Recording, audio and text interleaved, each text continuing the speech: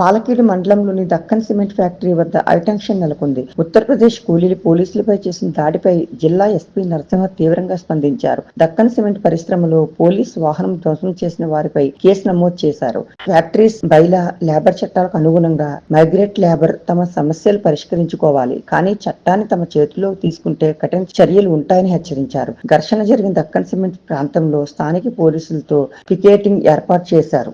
నిన్న ఎస్టర్డే వాళ్ళ వర్క్కి హాలిడే ఉండడం, వాళ్ళ క్వార్టర్స్లోనే ఉండి అతను తన యొక్క బట్టలను వాషింగ్ చేసుకునే క్రమంలో సడన్ స్ట్రోక్ వచ్చి పడిపోవడంతో తోటి సిబ్బంది, అదేవిధంగా యాజమాన్యం, కాంట్రాక్టర్ సైడ్ ఉన్న వాళ్ళందరూ ఇమ్మీడియట్లీ అక్కడ ఉన్న మెడికల్ సిబ్బందికి వాకప్ చేయగా ఇమ్మీడియట్లీ అతనికి ప్రైమరీ మెడికల్ అసిస్టెన్స్ ఇవ్వడం జరిగింది.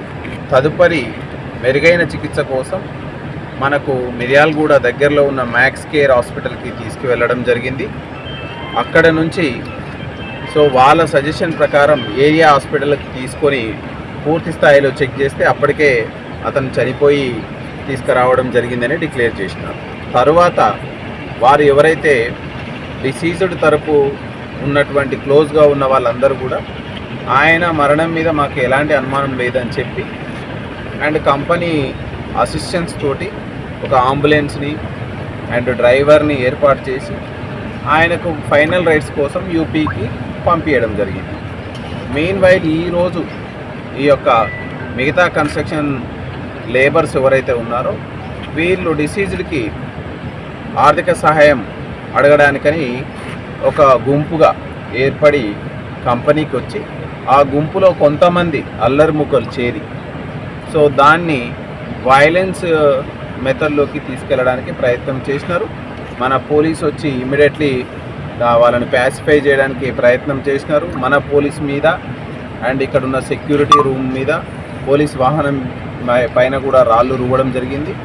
మన సైడ్ నుంచి ఒక ఎస్ఐ, ఒక హోంగార్డ్కి సింపుల్ ఇంజరీస్ కావడం జరిగింది. దీని మీద మనం డిస్టిక్ పోలీస్ యంత్రాంగం చాలా కఠినమైనటువంటి చర్యలకు సిద్ధమైంది.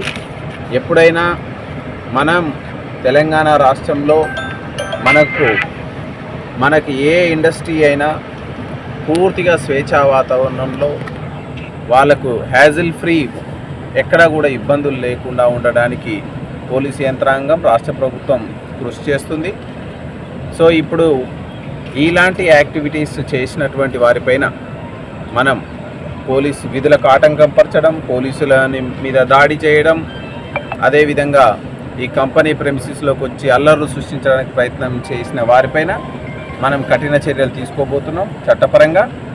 అదేవిధంగా ఇక్కడికి వచ్చేటువంటి లేబర్స్ ఎవరైనా ఉన్నా, మైగ్రెంట్ లేబర్స్ కావచ్చు, లోకల్ లేబర్స్ కావచ్చు, ఏదైనా వాళ్ళకు సమస్యలు ఉంటే లేబర్ యాక్ట్స్ ప్రకారం, చట్టాల ప్రకారం, ఇండస్ట్రియల్ యాక్ట్స్ ప్రకారం వాళ్ళు తమ యొక్క పరిష్కారాలను కోరుకోవాలి. కానీ చట్ట పరిధిలో చట్టాన్ని తమ చేతిలోకి తీసుకుంటుంటే ఎట్టి పరిస్థితుల్లోనూ సహించే పరిస్థితి లేదు.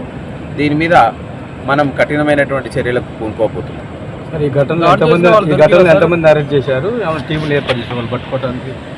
ఇప్పుడు టీమ్స్ ఏర్పాటు చేసినాం, అది కొనసాగుతూ ఉంది. మనం ఇప్పుడు వాళ్ళని అప్రహెండ్ చేయడానికి ప్రయత్నం చేస్తూ ఉన్నాం. వీటి మీద మాత్రం మనం పోలీసు యంత్రాంగం గట్టిగా ఉంది.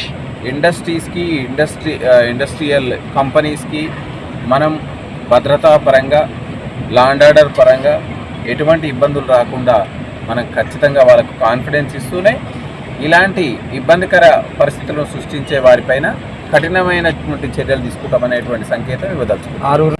అది మనము ఇంకా మనకు పూర్తి స్థాయిలో రావాలి. మనకిప్పుడు అప్రహెన్షన్ కోసం స్పెషల్ టీమ్స్ పెట్టినాం. అది మనము తదుపరి మనకు వచ్చిన ఇన్ఫర్మేషన్ బట్టి మళ్ళీ మీకు అప్డేట్ చేస్తాం. సార్, ఈ 150 మందిలో కూడా ఆజూకి లేదు. అక్కడ వాళ్ళకి షెల్టర్ ఏదైతే ఇచ్చారో అక్కడ కార్మికులు ఎవరు లేదు సార్. వెళ్ళిపోయారని మీకు ఏమైనా సమాచారం? షెల్టర్ ఇచ్చిన దగ్గర కార్మికులు నేరం చేసినారు కాబట్టి భయంతో తప్పించుకోవచ్చు. దాన్ని మనం అప్రహెండ్ చేస్తాం. కరెక్ట్ నేరంలో పాల్గొన్న వాళ్ళు ఎవరు అనేది గుర్తిస్తాం.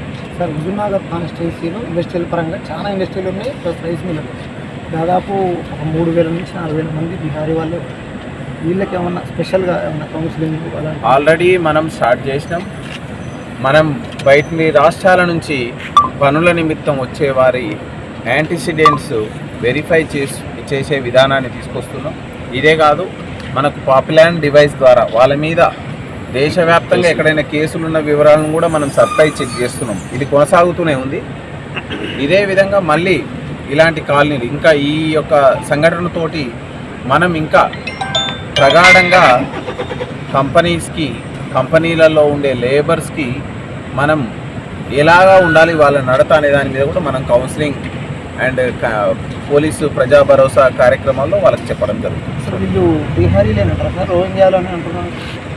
మనకు దొరికిన వ్యక్తి కనుక అట్లే ఉంటారు. అంత క్రూరంగా బిహేవ్ చేసే వాళ్ళు మనం వ్యక్తి యొక్క ఆకారాన్ని చూసి మనం అట్లా అట్రిబ్యూట్ చేయలేము. ఏది ఏమైనా మనం పూర్తిగా దాని మీద క్షుణ్ణంగా పరిశీలించినాకనే మాట్లాడతాం. Okay, thank you.